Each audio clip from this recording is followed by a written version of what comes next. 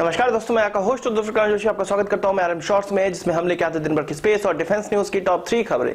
तो चलिए जान लेते हैं। वीडियो की शुरुआत करने से पहले मैं आपको बता देना चाहता हूं, डिस्क्रिप्शन में मेरे दूसरे चैनल का लिंक है, आप जाकर उसको फॉलो कर लीजिए, क्योंकि मैं आने वाले समय में उसमें लाइव सेशन करने वाला हूं और आज भी हमारा एक लाइव सेशन 10:30 बजे से उस चैनल पे होगा, तो उसको मिस मत करिएगा। दोस्तों, हमारी सबसे पहली खबर चाइना के J-20 स्टील्थ एयरक्राफ्ट की तरफ से आ रही है। आपको पता होगा कि चाइना ने हाल ही में अपना 5th जनरेशन एयरक्राफ्ट डेवलप किया है, जिसके बारे में यह कई बार कहा गया है कि यह एक्चुअल में स्टील्थ एयरक्राफ्ट नहीं है, पर चीन का दावा हमेशा से रहा है कि यह काफी बेहतर एयरक्राफ्ट है, दूसरे एयरक्राफ्टों की तरह, जैसे कि अमेरिका के 5th जनरेशन एयरक्राफ्ट के टक्कर लेने वाला ही एयरक्राफ्ट है। पर इंडियन एयरफोर्स के एक वरिष्ठ ऑफिसर जो कि चाइना के इस प्रकार के मॉडर्नाइजेशन का स्टडी करते हैं, उनको जानकारी है उनके इस मॉडर्नाइजेशन की। उनका कहना है कि जो S-400 हम ले रहे हैं रशिया से, वो आसानी से चाइना के J-20 को मारकर गिरा सकता है, क्योंकि वो उतना ज्यादा स्टील्थियर नहीं है जितना कि उसके बारे में कहा जाता है, या जितना कि 5th जनरेशन एयरक्राफ्ट को होना चाहिए। उनका यह भी कहना है कि J-20 में जो अभी इस्तेमाल किया जाने वाला इंजन है WS-10,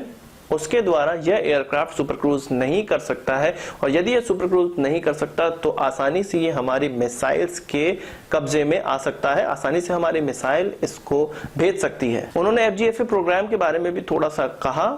उन्होंने यह कहा कि F-35 और F-22 से ज्यादा स्टील्थियर नहीं है FGFA प्रोग्राम, जो कि रशिया का है। रशिया में पाक FA उसको कहा जाता है, भारत में FGFA कहा जाता है। तो उन्होंने कहा कि अमेरिका के 5th जनरेशन एयरक्राफ्ट से वह भी इंफीरियर है, इसीलिए एयरफोर्स उसको नहीं लेना चाहती है, उस प्रोग्राम को अबंडन करना चाहती है। पर भारत सरकार उस पे कायम है और वह उस प्रोजेक्ट को आगे ले जाना चाहती है। अभी पूरा का पूरा डिसीजन बस पॉलिटिकल पार्टीज ही ले सकती हैं, हमारा पॉलिटिकल तबका ही ले सकता है। ऑफिसर्स ने अपनी रिपोर्ट सारी की सारी सौंप दी है भारत सरकार को। अगली खबर हमारी सेशल्स की तरफ से आ रही है। जनवरी में मैंने आपको एक खबर बताया था कि भारत और सेशल्स के बीच में एजम्सन आइलैंड में एक मिलिट्री बेस बनाने का कॉन्ट्रैक्ट दोनों के बीच में एक पैक्ट साइन हुआ है, जिसमें कि भारत $550 मिलियन इन्वेस्ट करेगा और अपने भारतीय सेना के ट्रूप को वहां पर भेजेगा, वहां के लोकल ट्रूप को सिखाने के लिए और उस आइलैंड पे सारी व्यवस्था करने के लिए। तो भारत और सेशल्स के बीच में इस प्रकार का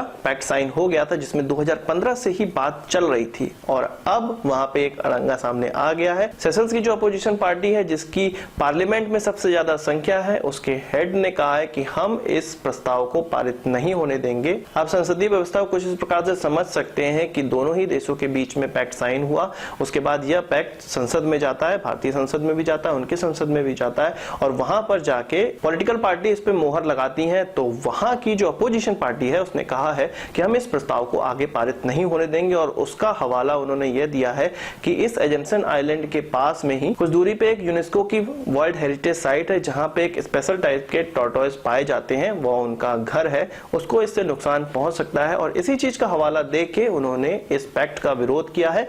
भारत के एजम्सन आइलैंड पे जो भी डेवलपमेंट करने का विचार है उसका विरोध किया है। तो यहाँ पर सिंपली बात क्या हो सकती है, मैं आपको समझाना चाहता हूं कि या तो चाइना का इन्फ्लुएंस आया होगा कि वहां पर आप इस तरह के अड़ंगा लगाइए, या तो अपोजिशन पार्टी को भी पैसे चाहिए होंगे, और जब उनको पैसे इस प्रकार के मिल जाएंगे तो यह अपने आप ही क्लियर हो जाएगा। इस मुद्दे पे वहां के प्रेसिडेंट डेनी फ्यूरे ने कहा है कि 26 मार्च को वो अपोजिशन के लीडर से मिलेंगे, क्योंकि पहले ही 2015 में ही उनसे बात हो गई थी, उनका कंसेंट लेके ही इस पैक्ट पे साइन किया गया है, और अब वो इस प्रकार के जो अड़ंगा लगा रहे हैं उस पर बात होगी और उसके बाद ही कोई निर्णय निकलकर सामने आ पाएगा। दोस्तों, अगली खबर हमारी मीडियम बुलेट प्रूफ व्हीकल्स की तरफ से आ रही है, जो कि भारत सरकार CRPF के लिए खरीदना चाह रही है, और इनकी संख्या लगभग 141 होगी, और इसके लिए 100 करोड़ रुपए इशू भी कर दिए गए हैं, और इसकी पहली खेप जो कि 20 व्हीकल की होगी वो आने वाले 2 महीने में डिलीवर भी कर दी जाएगी। इन 144 बुलेट प्रूफ व्हीकल्स में से 100 व्हीकल CRPF को दिया जाएगा, बाकी 41 व्हीकल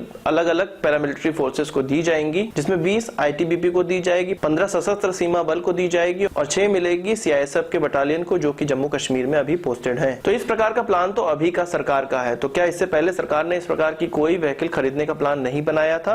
तो 3 साल पहले बनाया था प्लान। 157 इस प्रकार के व्हीकल खरीदने का कॉन्ट्रैक्ट ऑर्डिनेंस फैक्ट्री बोर्ड को ऑलरेडी दिया गया था, जिसमें से 3 साल में उन्होंने केवल 13 इस प्रकार के व्हीकल को सप्लाई किया है। तो यहाँ पर फिर से हमारी प्रिय ऑर्डिनेंस फैक्ट्री सामान डिलीवर करने में फेल हो गई, और मुझे लगता है कि ये जो कॉन्ट्रैक्ट है इसको पूरा करने में उनको आने वाले 50 साल लगने वाले हैं। और हम कहते हैं कि हमारी सरकारी कंपनियों को इस प्रकार की कॉन्ट्रैक्ट देनी चाहिए थी, जैसे कि हम राफेल में ऑलरेडी सुनते आए हैं कि एचएएल को वो कॉन्ट्रैक्ट दे देना चाहिए था। यदि वो एचएएल को कॉन्ट्रैक्ट मिलता तो आने वाले 30 साल में भी हमें 36 रफेल नहीं मिल पाते, जिस प्रकार से हमें आने वाले समय में तेजस नहीं मिल पाने वाले हैं, इतना मैं श्योर हूं। तो 3 साल में ऑर्डिनेंस फैक्ट्री बोर्ड 13 व्हीकल ही सप्लाई कर पाई। जवानों की जानों के साथ ऑलरेडी खिलवाड़ हो चुका है।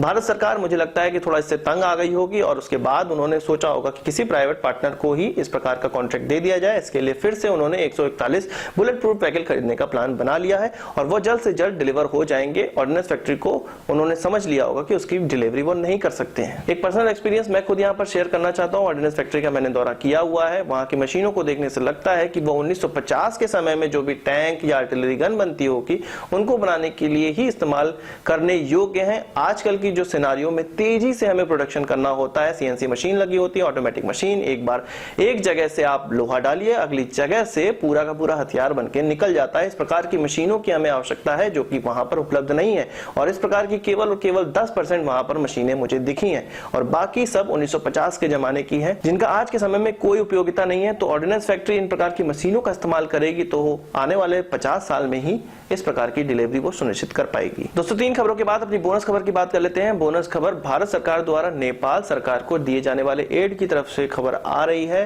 भारत सरकार ने 73% तक 73% तक इस एड को बढ़ा दिया है और अब यह 650 करोड़ रुपए हो गई है, यानी कि 650 करोड़ रुपए हो गई है, जो कि इससे पहले फाइनेंशियल ईयर में 2017-18 में 375 करोड़ रुपए हुआ करती थी और अब इसको 73% बढ़ा दिया गया है। पर नेपाल सरकार को दी जाने वाली यह एड अभी भी भूटान सरकार को दी जाने वाली एड की बराबरी नहीं कर पाई है। भूटान को लगभग 1813 करोड़ रुपए दिए जाते हैं और नेपाल सरकार के लिए इस एड को इसलिए बढ़ाया गया होगा क्योंकि मैंने आपको कुछ खबरों में बताया था कि वहां की जो अब सरकार बनी है वो चाइनीज इन्फ्लुएंस वाली है।